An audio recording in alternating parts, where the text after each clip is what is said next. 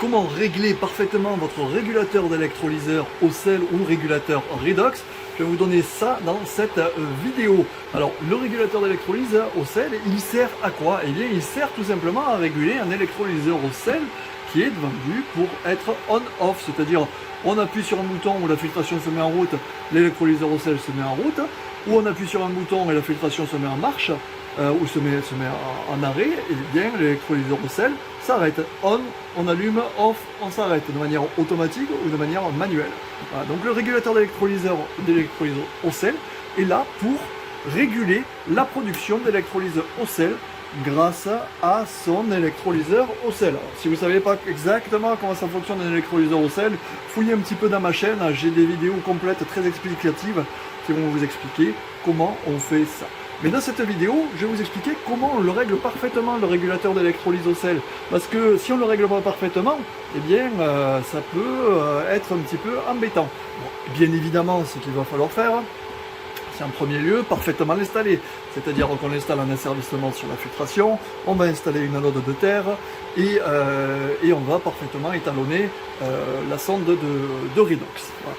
Pareil, si vous ne savez pas comment ça fonctionne le redox, j'explique ça sur d'autres vidéos.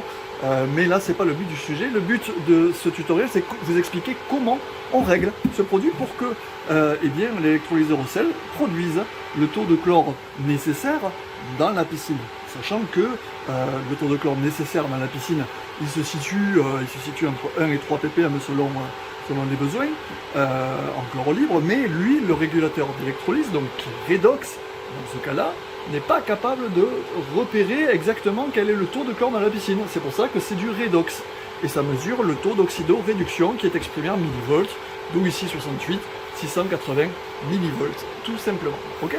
Mais bon, si vous voulez en savoir plus, vous fouillez un petit peu dans la chaîne, il y a tout ce qu'il faut.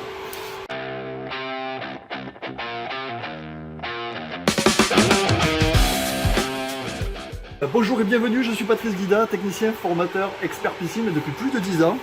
Vous retrouverez sur ma chaîne des dizaines, voire plus d'une centaine de tutoriels pour vous apprendre absolument tout sur votre piscine.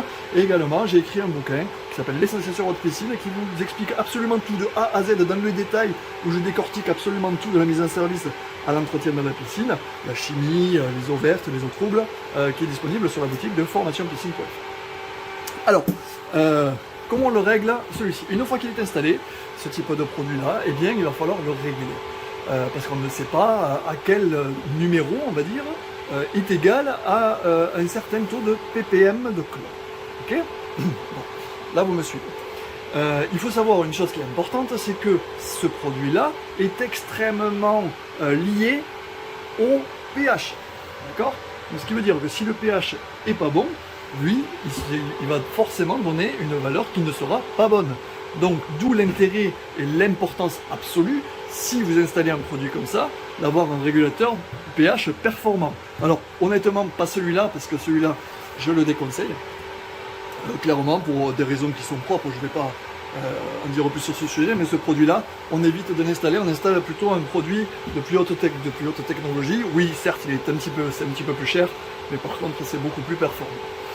Donc, comment on le règle? On y va, c'est parti. Alors, on met sa filtration en route, on va laisser tourner pendant plus de 10 minutes, 20 minutes tranquillement, et on va aller mesurer les taux chimiques de la piscine. Donc là, je vais laisser tourner tranquillement 5-10 minutes et je reviens vers vous. Parfait. Alors, les taux de la piscine m'indiquent un pH à 7 et un taux de chlore libre en ppm à 3 ppm, ce qui veut dire qu'on est sur la fourchette haute du ppm de la piscine. Donc, comment je vais régler mon régulateur d'électrolyse? Là, ça fait plusieurs minutes qu'il fonctionne et il me dit qu'il oscille entre 67 et 68. Parfait, c'est génial. Donc là, ce que je vais faire, eh bien, je vais appuyer sur le V pendant quelques secondes et puis je vais aller directement sur le paramètre SE. Le paramètre SE va m'indiquer à quel moment, à quel seuil et quelle consigne de millivolts je vais me mettre en fonctionnement. Je vous ai dit qu'on était à 3 ppm de chlore sur un pH de 7. Ce qui veut dire que lorsque je vais avoir un pH de 7, je ne veux pas que mon électrolyseur au sel fonctionne quand je suis à 3 ppm de chlore. D'accord? Donc, le point de consigne va être forcément inférieur au point qui me disait au départ, c'est-à-dire 67. Parce que là, 67, ça veut dire qu'on est à 3 ppm de chlore. Attention, c'est une valeur qui est globale, ce n'est pas à prendre comme une valeur ampérométrique ou une valeur un petit peu plus poussée, donc ampérométrique ouverte ou fermée, il y a plusieurs types qui existent. Là on est vraiment sur du redox, d'accord? Donc on ne mélange pas les deux. Maintenant si vous voulez de l'ampéro, je suis aussi en possibilité de vous le fournir sur la boutique.